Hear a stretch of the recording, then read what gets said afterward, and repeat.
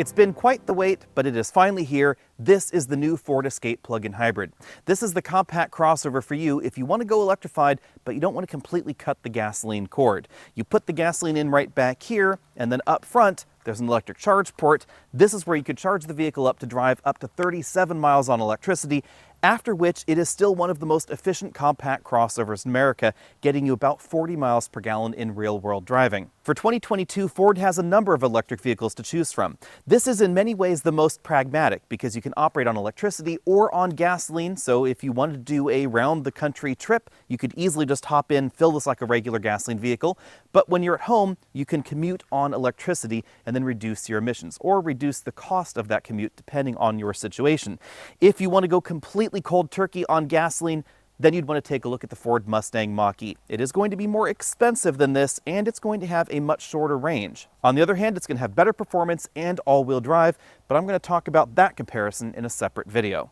When this generation of the Escape was designed, Ford decided to go in two slightly different directions with their compact and subcompact crossovers. So we have the Escape, and then we have the somewhat closely related Bronco Sport. The Bronco Sport definitely looks more rugged, more truck-like. It's actually a little bit smaller than this Escape.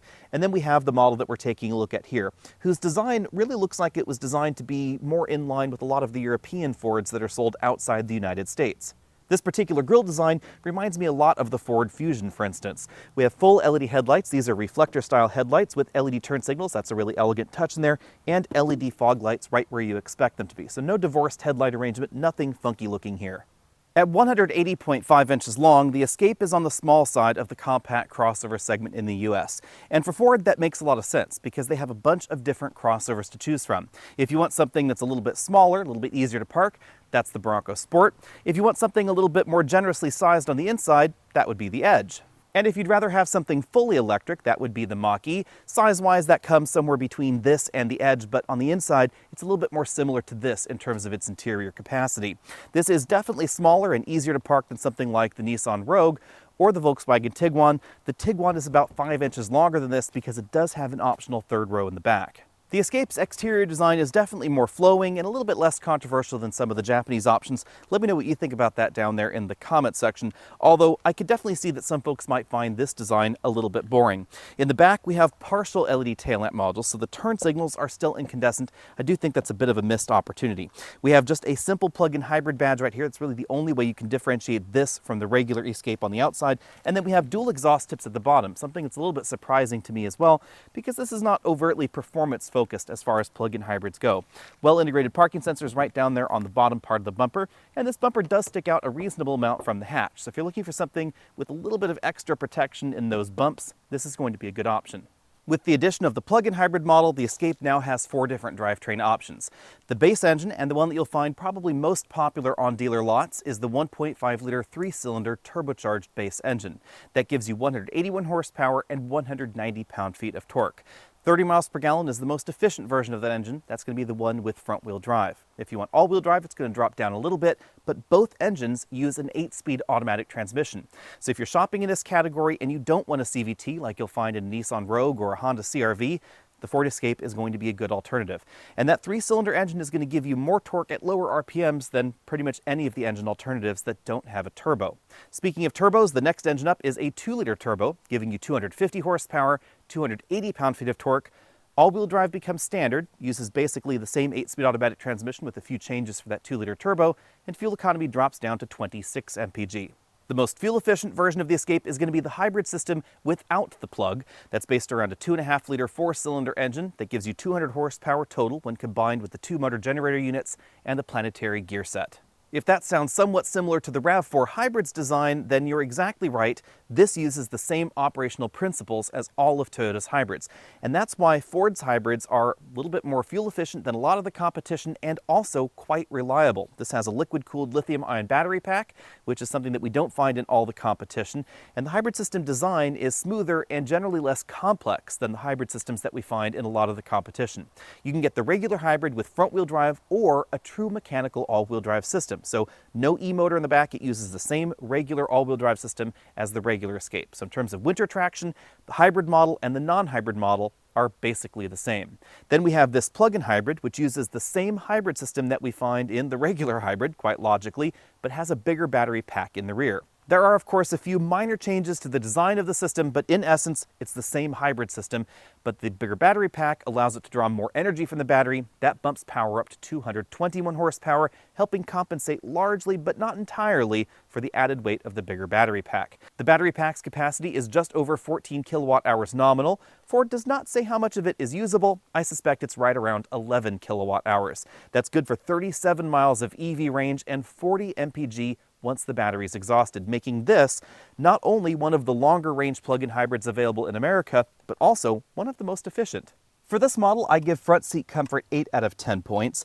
For me, I find the seat bottom cushion to be a little bit on the short side. That's something that we've seen in some other Ford products for a while now.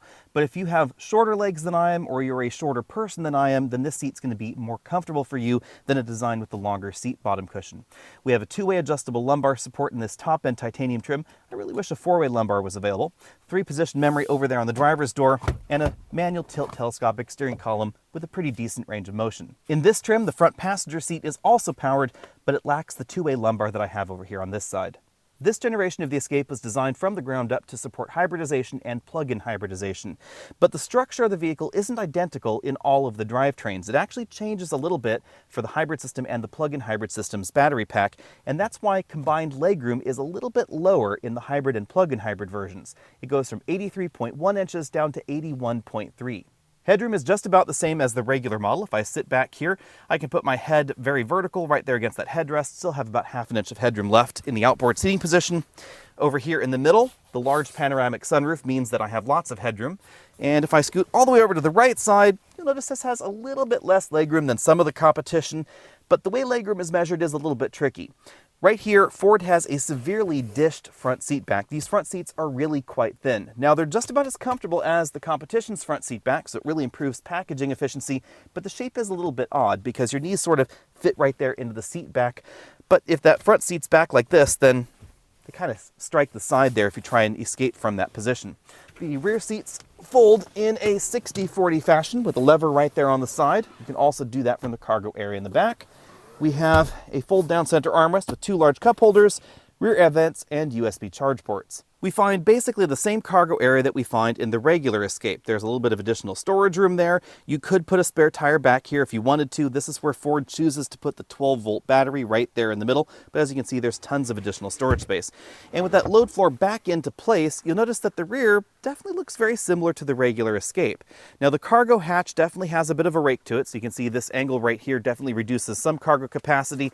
I suspect that if this had been a little bit squarer, or if this had been the same length as a RAV4 or CRV, then we'd have pretty similar room. Remember, this is a little bit smaller. As we look around this interior, keep in mind that I am in the top-end titanium trim, so we have a large panoramic moonroof right there over the driver and front passengers' heads. It goes to just about the rear passengers' heads. We have height-adjustable shoulder belts for the driver and front passenger, and 4-way adjustable ratchet-style headrests. Bolstering on the seat bottom cushion isn't terribly aggressive, so larger folks shouldn't have any troubles in here. This upholstery is perforated, but the seats are just heated, they're not ventilated. Moving over to the front doors, we have a combination of hard and soft touch materials, just as you'd expect in a vehicle in this category. Soft touch materials right there around where your elbow will interact with the front door. It is worth noting that, as you can see, the front door is a little smaller than some of the competition, just due to the size of the Escape, so we do have that sort of tiny addition to the armrest right there, and for some taller folks, you might find yourself looking to the side and just seeing that pillar. This model has light imitation wood on the doors and the dashboard. It's sort of an imitation birch, I guess you'd say. That's what it looks like up close. It definitely has the look, but not quite the feel of real wood trim. If soft touch plastics above and below, but I have to say that with this light color running right across the dashboard, I wish the dashboard had some other lighter colored elements. I like the interior in the Mach-E a little bit better, and I wish that some of those elements had been brought into the Escape. Moving down the dashboard, we find a pretty large bin-style glove compartment. I had no problem fitting a large tablet computer inside. In the middle of the dashboard, we find a somewhat small touchscreen infotainment system, especially compared to some of the more recent competition, and compared to the very large LCD instrument cluster that we have in this model. Personally, I would prefer an analog instrument cluster and a 12-inch screen over here if that was a trade-off that Ford was willing to make, because this screen is the one that I touch and interact with just a little bit more. As you can see, this screen offers smartphone integration. It is a touchscreen, which definitely is easy to use. The software is a little bit more sluggish, however, than the sync system that we find in the Mach-E. Below that, we have some physical buttons here on the dashboard, track forward, backward, play buttons, etc. and a button to turn off that screen if you want to. It just goes to a clock there. 2 large air vents. The engine start-stop button's kind of at an odd angle there. Then below that, we have the controls for the dual-zone automatic climate control system and the heated seats. 2 USB ports there, 1 USB-C and 1 regular USB. Plenty of room there for the larger smartphones, although some of those larger smartphones might not fit quite right with the case on in that charge area there for the Qi wireless charging mat. We have a rotary style shifter, same one that we find in a wide variety of different Fords. Low range mode right there with the button in the middle. Electric parking brake, auto brake hold. This is a drive mode selector. So this goes between eco, sport, slippery mode, snow, etc. And then this one controls the EV system. So if I go over here to the instrument cluster, you can see the different EV modes there. We have normal operation, all electric, reserve for later, and a charge mode as well. But at this point, for some reason, the charge mode is disabled. Sometimes the car will decide when that mode is allowed and when it's not. We then have 2 large cup holders over here, button for the automated parking system, and to disable the parking sensors. Back here, we have a fairly small armrest. It's somewhat narrow. That reveals a decently sized storage cubby. No additional power ports in there, however. On the driver's side, we have a heads-up display that pops up out of the dash. It's a little piece of plastic right there, and then the image is projected on the plastic rather than on the windshield. The one disadvantage to this particular system rather than windshield displayed systems is that for taller drivers, you end up always seeing these icons right here as if they're sort of on the hood rather than really above your line of vision. So definitely keep that in mind. Below that, we have a full color LCD instrument cluster. This is really attractive. It's not quite as configurable as some, but it does give you perhaps a little bit more information than we find in other alternatives in this segment. We have a power gauge over there on the right side that shows you how much power is coming from the engine or from the battery. Pretty typical trip computer, safety system, tire pressure readouts right there. And then we have the speedometer over here on the left side. This temperature gauge is simply for the engine. There's no separate battery temperature gauge. The steering wheel is pretty similar to other Ford wheels. In this model, it is heated. No paddles on the back for adjusting the regeneration or anything like that. On this side, we have the controls for the adaptive cruise control system, lane centering, volume up, down. On this side, we find the voice command button, track forward, backward. These also act as phone buttons, and then these buttons interact with that multifunction LCD instrument cluster. It is interesting that Ford uses very similar buttons and basically a very similar steering wheel on a variety of different products, but the buttons aren't always in exactly the same location or exactly the same function. Out on the road, the Escape Hybrid and the Escape Plug-in Hybrid feel very much alike, as long as you're in hybrid mode. This, of course, has the expanded EV mode given to you by that bigger battery pack. And in that respect, this feels an awful lot like Toyota hybrids, because the design of this hybrid system is very, very similar to what we find in the RAV4 Hybrid, the RAV4 Plug-in Hybrid, the Prius, etc. The big difference, of course, is that versus the RAV4 plug-in hybrid, this doesn't have an electric motor in the rear. It's just front-wheel drive. The reason I bring that up is that this feels very different from the other big player right now in the United States in the hybrid and plug-in hybrid segment, which is the conglomerate that combines Hyundai and Kia together. In Hyundai and Kia hybrids, they use either a traditional automatic transmission or dual clutch transmission, not a dual motor planetary gear set style system like we find in this Escape. Due to the design of this system, the transmission doesn't have to downshift as you're slowing down, so it gives you very predictable brake feel and a regen braking experience that feels much more normal. With that out of the way, let's go through the numbers. 0 to 60 happened in this model in 8.5 seconds. That's a 0.4 of a second penalty over the regular hybrid model, thanks to the added weight of the battery pack in the rear. That 0 to 60 time is definitely slower than Toyota's plug-in hybrid offering in this segment, the RAV4 Prime. They really surprised everybody with that model by giving it over 300 horsepower. Very few folks really expected that from Toyota. If you're after a really swift 0 to 60 time, that's going to be that model. Ford, on the other hand, went in a slightly different direction with this plug-in hybrid system, and that's the same sort of direction that Hyundai and Kia have gone with their plug-in hybrids that this might be competing with in the future. The Tucson plug-in hybrid is going to be right about the same 0 to 60 time. Now, one interesting twist with the Ford plug-in hybrid system is that, like the Toyota system, you can put this in EV-only modes. Right now, it's forced in EV-only mode. I can floor it, I can go 0 to 60 in EV mode, and no matter how hard I push on the pedal, it's going to stay in EV mode until either certain battery conditions are exhausted or you go over about 86 miles an hour. This will go all the way up to 86 miles an hour in EV only mode. it just takes a while to get there. 0 to 60 in EV mode in this vehicle clocked in at 15.1 seconds. So definitely not swift in the EV only mode. It's going to feel just fine around town, and it's going to feel just fine out on the highway. Even honestly, most freeway merging segments out here in the Bay Area, it felt just fine in EV mode. I had no problem driving this around. It never felt too slow.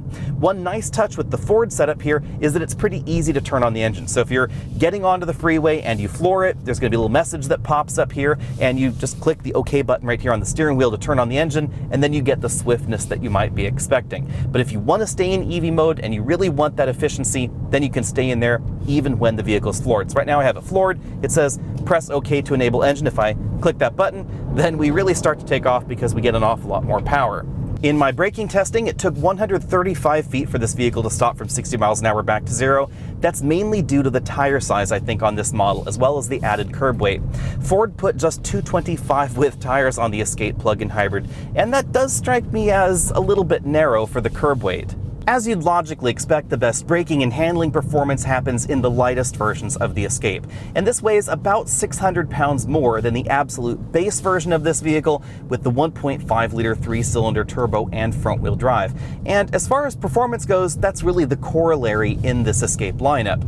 Although the extra approximately 600 pounds does affect the braking and the handling score of the Escape, on the other hand, you do get a decent bump in fuel economy, 40 miles per gallon in the real world versus about 29 miles per gallon in real world driving in the 1.5-liter turbo, and of course the 37 miles of electric range. But before I dive into range, let's talk about the handling. The steering feel in the Escape is a little bit unusual, and I noticed this a little bit in the regular Escape, but it seems to be more of a thing here for the hybrid and the plug-in hybrid model. The steering doesn't really return to center quite as easily as I would like. That might be an efficiency thing. It also might have to do with the tires and the tire choice on this particular vehicle, the size, and of course the compound as well. There are definitely times where this model wanders a little bit out on the road, and certainly times where it feels under-tired. Wider tires would definitely impact the fuel economy and the electric range.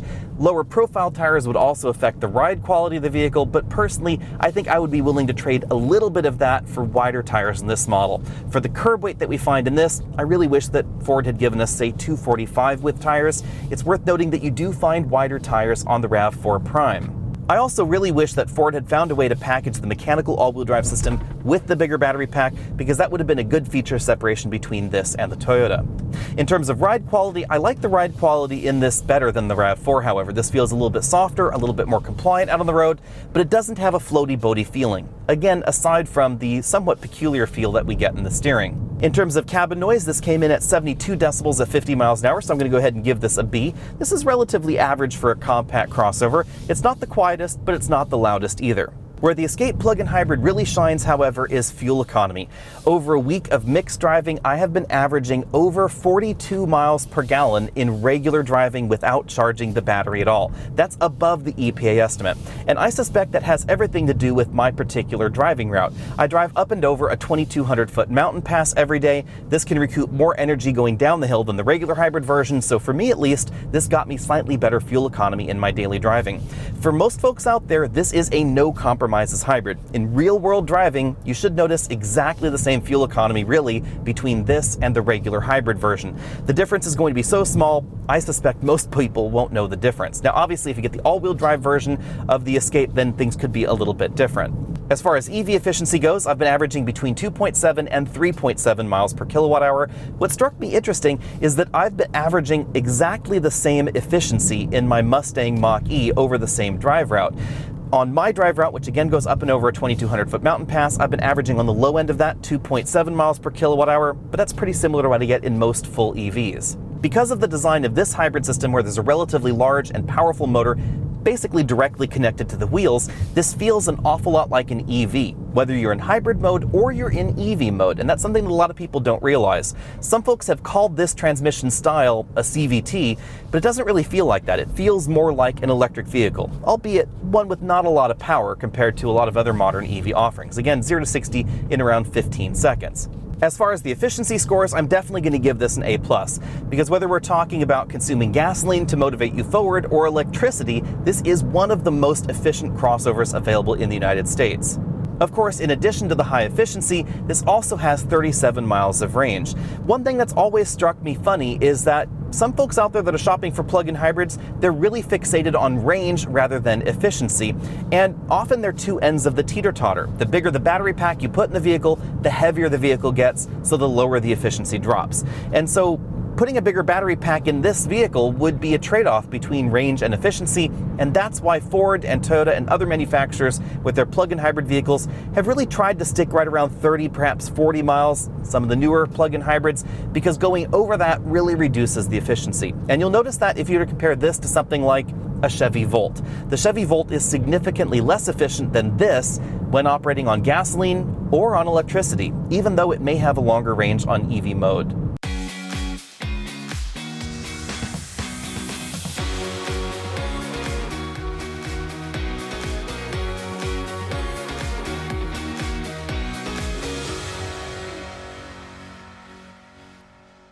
For 2022, the Escape plug-in hybrid is going to set you back at least $33,540. That's a little bit more than $5,000 more expensive than a comparably equipped front-wheel drive regular hybrid model. For that extra $5,000, you get 37 miles of electric range, and you only have a reduction of 1 mpg on the combined fuel economy score. Of course, the plug-in hybrid also qualifies for a federal tax credit, so depending on your tax bracket, it actually may be less expensive, about $1,800 less expensive than the regular hybrid model, because you'll get a $6,843 federal tax credit. The tax credit is based on the battery pack size. That's why it's not the full $7,500. The bigger the battery pack, the bigger the tax credit up until you hit that $7,500 maximum. As always, the tax credit will depend on your tax situation. You have to have at least a minimum of $7,500 of federal tax liability in order to get the full $7,500 tax credit. Same thing applies to the reduced credit. You have to pay at least $6,843 of federal taxes in order to benefit from that full credit. But you will get additional state and local incentives depending on where you are, and carpool lane access in select states, like California. The top-end titanium trim that I was driving today has a few extra features versus the SE, but it's not as high-featured as something like a Ford Mustang Mach-E, and that's why the price tag is still relatively close. $38,785 is where the titanium trim starts. That is significantly less expensive than the least expensive next electrified crossover in Ford's lineup, the Mach-E at $43,895. So obviously, we need to talk about the Mach-E next. Obviously, this is a debate between full electrification and a gasoline plug-in hybrid. If you're simply worried about range on a complete fill-up and a complete battery, completely full battery in the plug-in hybrid, I should say there, you can go almost 600 miles. So if you're the kind of person that really wants that bladder-busting road trip, the Escape plug-in hybrid is going to be the option for you. If, however, you want to go cold turkey on gasoline, then only the Mach-E is going to fit the bill. But for that $43,895 price point, you're only going to go a little bit over 200 miles because that's going to be the base battery pack and rear-wheel drive. It is going to be a little bit quicker 0 to 60 than the base version of the Escape plug-in hybrid, and it's going to be a little bit more fun because it is rear-wheel drive like Mustangs should be. Depending on your driving style, the climate, and the terrain you're driving on, real-world range could be somewhere between around 210 miles for that base version, or perhaps as low as, say, 140 or 150 miles, depending on your situation. If you want to get the next level in range, that's going to be the bigger battery pack in the Mach-E, and that's going to be significantly more expensive. You can get the big battery with all-wheel drive if you want. That is something that you cannot get on the plug-in hybrid Escape. As far as efficiency goes, the Escape is very efficient, even when operating in EV mode. In fact, as far as average miles per kilowatt hour, the Escape plug-in hybrid did better than the Mach-E that we have as a long-term vehicle here. You might be surprised by this, but when it comes to pure handling capability, the base Mach-E and the base Escape plug-in hybrid are not as far off as you might think, because they both have relatively skinny tires on them. And even though the Mach-E is lower to the ground with a lower center of gravity, those skinny 225 with tires definitely can be a problem. And the curb weight on that base Mach-E model is still pretty high. Batteries are pretty heavy. Which of these vehicles is right for you really just depends on your preference. Do you want to go cold turkey on that gasoline, or do you perhaps want to take more of a pragmatic approach and shift 80 to 90% of your fuel over to electricity? On my daily commute, which is 27 miles one way, charging at home and at the office, I was able to complete the journey without using very much gasoline at all. On my way to the office, where I go up and over a 2,200-foot mountain pass, but I'm starting at around 1,000 feet or so, I actually got to the office with about 1 mile of electric range left. On the reverse trip, where you're doing a little bit more hill climbing, in that situation, I actually ended up using gasoline for about 1 mile of driving. So almost the entire drive was done on electricity, but I did have that gasoline capability to kick me in if I needed it. Or of course, if I suddenly decided I wanted to drive to Phoenix today, that would be a 9 to 10 hour drive from here. I could do that driving it just like a regular gasoline vehicle. Now let's take a look at some more direct competition here. Obviously, the next one is going to be the RAV4 Prime. The RAV4 Prime was probably the most unexpected plug-in hybrid from Toyota, because up till this point, they had been very practical with their plug-in hybrids. They were not terribly powerful. They had relatively short ranges because they were really focusing on EV efficiency. And the RAV4 Prime is a little bit different because they were willing to give up a little bit of efficiency. It's still definitely efficient for blistering performance for a RAV4. Over 300 horsepower. This is one of the fastest Toyotas ever built. They claim it's the fastest four-door Toyota ever built, and I definitely believe them. Now, on the downside, it is going to be more expensive. It starts at $38,350 because we get more power than we find in the Escape plug-in hybrid, and we have the e-all-wheel drive system. That's part of the key to getting that better performance. As far as interior volume goes, I think the two vehicles are relatively comparable. The Escape's interior has some highs and some lows in it compared to the RAV4. There's some areas that I don't really care for the RAV4's interior style or the interior parts quality, but the same applies for the Escape as well. I love the fact that Ford gave us the full LCD instrument cluster that really makes it look very gadgety, very techy from a driver's perspective, but from a passenger perspective, some of the interior can feel a little bit behind. Especially if you're looking at the Escape plug-in hybrid and the Mach-E is parked right next to it on the dealer lot, you'll notice that the Escape has a fairly small infotainment screen, and the Mach-E is truly enormous. The other option in this segment worth taking a look at is the 2022 Tucson plug-in hybrid. Hopefully I will have this in for a complete, full review here very soon. The Tucson sort of splits the difference here. It's $34,750, so a little bit closer to the Ford in terms of pricing, but it does have standard all-wheel drive. And like the Escape hybrid, rather than the plug-in hybrid, it is a true mechanical all-wheel drive system. So if you're looking for sure-footedness and that extra winter traction, the Tucson plug-in hybrid is going to behave the same as a regular non-hybrid Tucson in terms of all-wheel drive performance. Power also splits the difference, 261 horsepower in the Tucson, but we get a little bit less range, 33 miles in the Tucson versus 37 in the Escape. On the other hand, we do get a faster AC charger in the Tucson, and that's something that surprised me. It's a 7.2 kilowatt unit that will take your battery from 0 to completely full in about 2 hours. That's about 33% faster than the Escape. That means that if you're in an urban area where you have a lot of level 2 plugging ability, then you'll get a little bit more range for each plug-in, say at the grocery store or at the mall or at the office for those quick turnarounds. Dimensionally, the Tucson is a little bit larger on the outside and a little bit larger on the inside. When it comes to looking at legroom figures, I would caution you to remember that Ford sometimes uses different measurement standards for legroom than some of the other car companies, and that's why some of those numbers can sometimes look a little bit larger than they really are.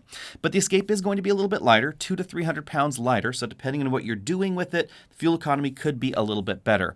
Handling, I think, is a little bit better in the Tucson, however, because we do get wider tires and just a different weight balance and a different feel out of that vehicle. And if you're looking for something that's even larger, interestingly enough, you can get the exact same plug-in hybrid system with basically the same battery and the same horsepower in the larger Hyundai Santa Fe. That's one full size larger than this, about the same size as the Ford Escape, for $39,390. As far as truly direct competition goes, that's probably it. But let's talk about the Kia Niro anyway. The Niro is cheaper, it's a little bit smaller, but because it's more of a pregnant hatchback than a crossover, it's pretty space efficient on the inside. You can think of the Niro plug-in hybrid as sort of the modern Prius wagon, if you will. The price tag is lower than any of the ones we've discussed. It starts at $29,590, but still qualifies for a federal tax credit because it is a plug-in hybrid. With 26 miles of electric range, it's a little bit more focused on efficiency than pure range. Efficiency comes in at 46 mpg on gasoline, 105 mpge on electricity, and if you want an even more efficient model, then you should get the non-plug-in hybrid. That's going to be right up there around 50 mpg. The battery is definitely smaller than some of these other options, 8.9 kilowatt hours. The vehicle is not quite as swift in EV mode, it's only 60 horsepower, so EV mode in the Niro really is more focused on gasoline mitigation rather than gasoline replacement. In a lot of drive modes, the gasoline engine is going to need to turn on anyway, but it's going to be pulling a significant portion of the power from the battery pack. Also keep in mind, it won't heat the cabin without the engine. Again, this is part of Kia's efficiency mission and their focus on gasoline use mitigation rather than replacement. And that's kind of an interesting twist when it comes to any plug-in hybrid out here.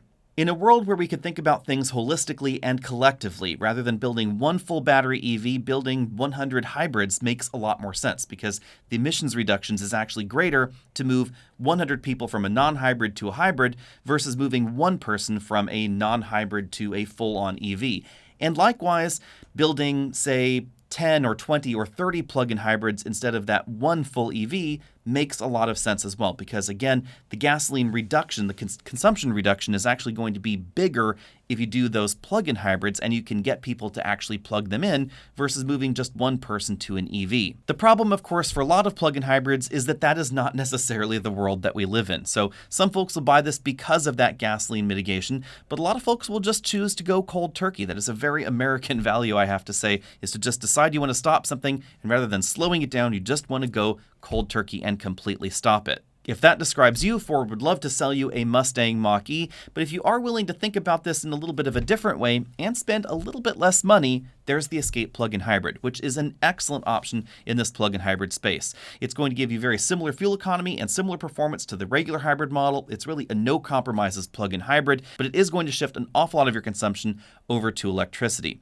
On my daily commute, based on what I have seen so far in the Escape, I would end up filling up the gasoline tank maybe once every 3 to 4 months based on how I've been driving the vehicle, and that is definitely a significant reduction in gasoline consumption, and of course, perhaps a significant expense reduction depending on exactly what you pay for gasoline or for electricity in your local area. Be sure to let me know what you think about that down there in the comment section below, and also let me know what you think about plug-in hybrids generally speaking. Be sure and find me over at facebook.com/AlexNautas if you haven't already done so, Instagram, Twitter, all those other social places, and I will see all of you next week.